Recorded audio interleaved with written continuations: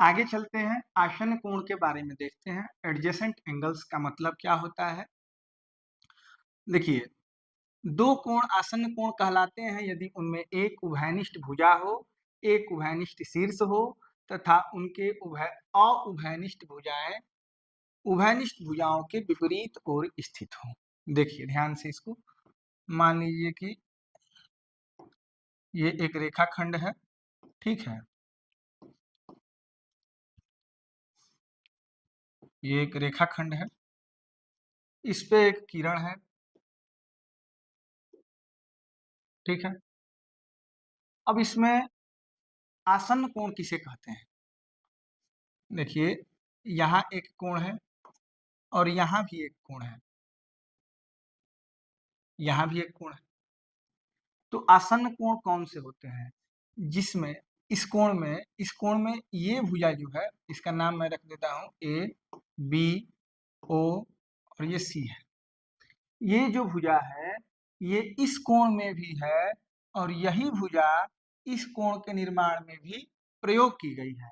मतलब ओए जो भुजा है, ओए जो भुजा है, वो इस कोण का नाम मैं रख देता हूँ बी ओ ए, बी ओ ए।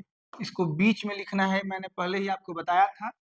तो ये ओए जो है, ये बी ओ ए में भी है और यही जो भुजा है, इधर का कोण क्या होगा? AOC, कोण AOC। यही भुजा कोण AOC में भी है। दोनों कोणों में एक भुजा है, तो इसको हम लोग कहेंगे कि OA भुजा कामन भुजा है। कामन का हिंदी होता है उभयनिष्ठ। कॉमन का हिंदी क्या होता है? उभयनिष्ठ, ठीक है?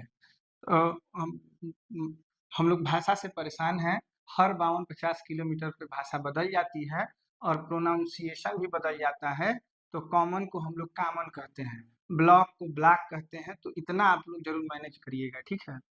तो कॉमन को ही क्या कहते हैं? उभयनिष्ठ कहते हैं। तो जब दो कोणों में एक भुजा उभयनिष्ठ हो, ठीक है, वर्टेक्स एक हो, यहाँ देखिए शीर्ष हो, उभयनिष्ठ शीर्ष हो, मतलब कि इस कोण के लिए भी शीर्ष यही है और इस कोण के लिए भी शीर्ष यही है। मतलब कि कॉमन जो है वो शीर्ष भी है, एक भुजा भी कॉमन है, ठीक है? और अउभयनिष्ठ भुजा है। देखिए ये इसकी अलग भुजा है, तो इसको उभयनिष्ठ नहीं, अउभयनिष्ठ माने जो उभयनिष्ठ नहीं है। ध्यान से पढ़िएगा इसको, अउभयनिष्ठ भुजा है। एक इसमें इस कोण के लिए ये भुजा अउभयनिष्ठ है और इस कोण के लिए ये भुजा अउभयनिष्ठ है। विपरीत ओर स्थित हो, जैसे ये देखिए पूरब की तरफ जा रही है, तो ये भुजा पश्चिम की तरफ जा रही है। तो अउभयनिष्ठ भुजाएं विपरीत हैं, दोनों कोणों का वर्टेक्स क्या है? सेम है और एक जो भुजा है दोनों कोणों में कॉमन है। तो इन दोनों कोणों को हम लोग एडजेसेंट या उभयनिष्ठ सॉरी आसन्न कोण कह सकते हैं। ये कोण और ये कोण, दोनों कोण क्या कहे जा सकते हैं? आसन्न कोण कहे जा सकते हैं, ठीक है? तो परिभाषा जरूर नोट कर लीजिएगा। परिभाषा क्या है?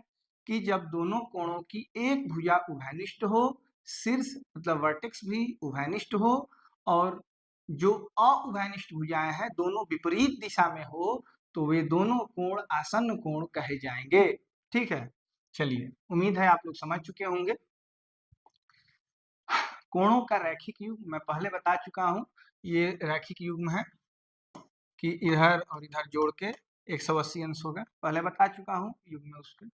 शीर्षाभिमुख कोण वर्टिकली अपोजिट एंगल किसे कहते हैं? ये भी बहुत इंपॉर्टेंट है, आप लोग ध्यान से देखिए। देखिए जब दो लाइनें एक दूसरे को प्रतिच्छेदित करती हैं, प्रतिच्छेदित करने का मतलब है काटती है। दो लाइनें कहीं भी ऐसे आपको कटी हुई दिख जाए, मान लीजिए कि यहाँ है और यहाँ है, फिर यहाँ है, ऐसे भी अगर दिख जाए, ठीक है, कटी हुई दिख जाए, तो इन कोणों को जो आमने सामने कोण होते हैं, यहाँ बढ़िया से समझते हैं। ये ए है, इसको मैं बी कहूंगा, इसको ओ कहूंगा, इसको सी कहूंगा और इसको डी कहूंगा। अब इसमें चार कोण आपको दिखेंगे, एक ये है और एक ये है। इस कोण का नाम है कोण ए ओ बी, इस कोण का नाम है कोण सी ओ डी। ये ही दोनों कोण वर्टिकली अपोजिट कहे जाएंगे, मतलब एक का सिर इधर से है और दूसरा का सिर इधर से अपोजिट मिल रहे हैं, तो इसको हम लोग शीर्षाभिमुख कोण कहेंगे। ये दोनों कोण आपस में बराबर होते हैं। ये आगे मैं प्रमेय में बताऊंगा, आप अभी केवल ये समझिए कि वर्टिकली अपोजिट एंगल होते क्या है। तो इन दोनों कोणों को वर्टिकली अपोजिट या शीर्षाभिमुख कोण कहा जाता है। आगे इसके संबंध में जो भी प्रमेय है मैं आपको जरूर बताऊंगा, केवल आप अंत तक बने रहिए। इस कोण को भी इस कोण का वर्टिकली अपोजिट कहेंगे, मतलब ये दोनों कोण वर्टिकली अपोजिट हैं, ये दोनों कोण वर्टिकली अपोजिट हैं। अब इसका नाम अगर आप चाहें तो लिख सकते हैं BOD, ठीक है। इसका नाम लिखना चाहें तो AOC, ठीक है। तो ये वर्टिकली अपोजिट एंगल हो जाएंगे। तिर्यक या छेदी रेखा, ट्रांसवर्सल लाइन क्या है? तो दो रेखाओं को दो अलग अलग बिंदुओं पर काटने वाली रेखा को क्या कहते हैं? ट्रांसवर्सल लाइन, मतलब कि तिर्यक रेखा या छेदी रेखा। इसको भी छेद रही है, इसको भी छेद रही है। अब इसका नाम मैं लिख दे रहा हूं, मान लीजिए कि ये A है, ये B है, ये C है और ये D है, C है और ये D है। इसका भी नाम मैं लिख दे रहा हूँ EF, यहाँ O और यहाँ P, ठीक है। अब इसमें तिर्यक रेखा या छेदी रेखा ये दोनों रेखाएं नहीं है, ये जो छेद रही है रेखा या तिरछे जो तिर्यक गई है, इस रेखा को हम लोग क्या कहते हैं? तिर्यक रेखा। धैर्य बना के रहिए, मैं इसके बारे में भी जो प्रमेय है उसके बारे में बताऊंगा। पहले मैं आपको टर्म बताता चलूं कि आप लोग जब मैं प्रमेय बताऊं तो आपको समझ में आ सके, ठीक है। अब बाह्य कोण इसमें आप देख लेंगे, बाह्य कोण और आंतरिक कोण। जैसे मान लीजिए कि ये दो रेखाएं हैं और ये एक तिर्यक रेखा है, ठीक है। यहाँ पे मैं कोण बना दे रहा हूँ, इसका नाम 1, इसका नाम 2, इसका 3, इसका 4, यहाँ 5, यहाँ 6, यहाँ 7 और यहाँ 8। 4 कोण हैं। अब इसमें बाह्य कोण कौन से होंगे?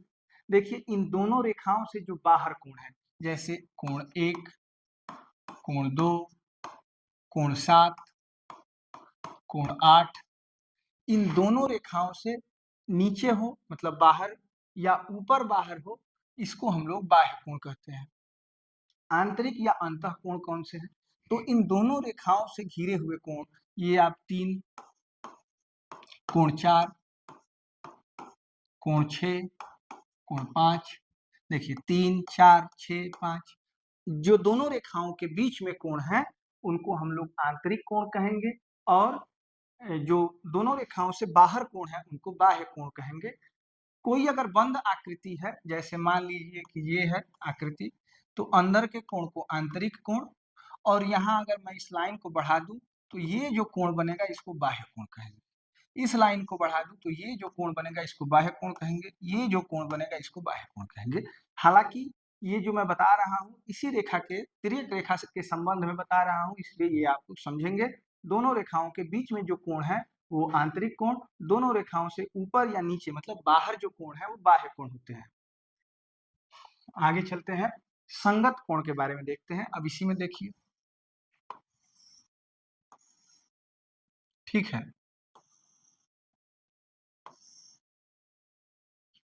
जैसा कि लिखे थे उस बार 1, 2, इसको 3 और इसको 4, यहाँ पे 5, 6, 7 और 8, ठीक है। अब देखिए इस लाइन के नीचे ये 3 है और इस लाइन के नीचे 7 है, तो कोण 3 और कोण 7 संगत कोण होंगे, ठीक है। इस लाइन के ऊपर कोण 2 है और इस लाइन के ऊपर कोण 6 है, तो कोण 2 और कोण 6 संगत कोण होंगे। अब लाइन के इधर बात करेंगे, इस लाइन के नीचे 4 है और इस लाइन के नीचे 8 है, तो कोण 4 और कोण 8 संगत कोण होंगे। इस लाइन के ऊपर कोण 1 है और इस लाइन के कोण ऊपर कोण 5 है, तो कोण 1 और कोण 5 आपस में संगत कोण होंगे। बस यही ध्यान रखना है। लाइन के इधर ऊपर वाले कोण का संगत नीचे वाले कोण के ऊपर का संगत होगा, ठीक है। मतलब इस लाइन के ऊपर जो कोण है, यहाँ 2 है, तो इस लाइन के ऊपर कोण 6 है, 2 और 6 आपस में संगत कोण होंगे। इस लाइन के नीचे 3 है, इस लाइन के नीचे 7 है, तो 3 और 7 आपस में संगत कोण होंगे। आई बात समझ में? चलिए, एकांतर अंतर कोण की बात करते हैं। एकांतर अंतः कोण, एकांतर अंतः कोण, इसको एक बार थोड़ा मैं मिटा लूं कि आप साफ-साफ इसको फिर से समझ सकें। एकांतर कोण को अगर मैं बांटूं तो इसमें 2 प्रकार के हो सकते हैं कोण। एक हो सकता है एकांतर अंतः कोण, ठीक है, और एक हो सकता है एकांतर बाह्य कोण, एकांतर बाह्य कोण। अब किसको एकांतर अंतः कोण कहेंगे और किसको एकांतर बाह्य कोण कहेंगे, ध्यान रखिएगा। ये लाइन है, यहाँ उम्मीद है आप लोग समझ पा रहे होंगे, इसको देख पा रहे हैं, ठीक है। ये 1 2 3 4 5 6 7 8,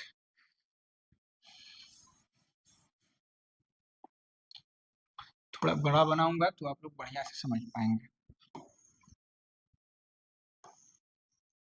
1 2 3 और ये 4 5 6 7 और 8, ठीक है।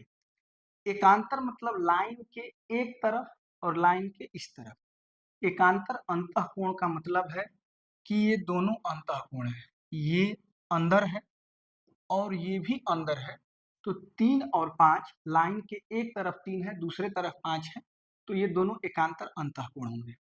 वैसे ही 4 और 6 एकांतर अंतःकोण होंगे। ध्यान से देखिए, यहाँ आप देख पा रहे हैं 3 5 और 4 6, कोण 3 कोण 5 कोण 4 और कोण 6, ये जोड़ा है एकांतर अंतःकोणों का। देखिए, पहले अंतः की बात की गई है तो इसका मतलब तो ये फिक्स है कि इन लाइन के बीच में ही अंतःकोण होंगे। ये 3 और 5 एक लाइन के अंतर पे हैं, तो इसको एकांतर अंतःकोण। जैसे यहाँ पे मैं लिख रहा हूँ कोण 3 कोण 5 एकांतर अंतःकोण होंगे। कोण 6 और कोण 4, कोण 6 कोण 4 एकांतर अंतःकोण होंगे, एकांतर अंतःकोण। अब बात करते हैं एकांतर बाह्य कोणों की। देखिए, यहाँ बाह्य मतलब बाहर है 2 और यहाँ लाइन के इस तरफ 8, मतलब कोण 2 कोण 8 एकांतर बाह्य कोण है। और यहाँ 1 है बाहर और इस लाइन के इस तरफ 7 है, तो कोण 1 और कोण 7 ये दोनों एकांतर बाह्य कोण हैं। कौन से कोण है? एकांतर बाह्य कोण, बाह्य कोण है, ठीक है। तो उम्मीद है आप लोग इसको समझ पाए होंगे। अंतःकोण और बाह्य कोण मैं पहले ही समझा चुका हूँ। एकांतर का मतलब है लाइन के उस तरफ और लाइन के इस तरफ, ठीक है।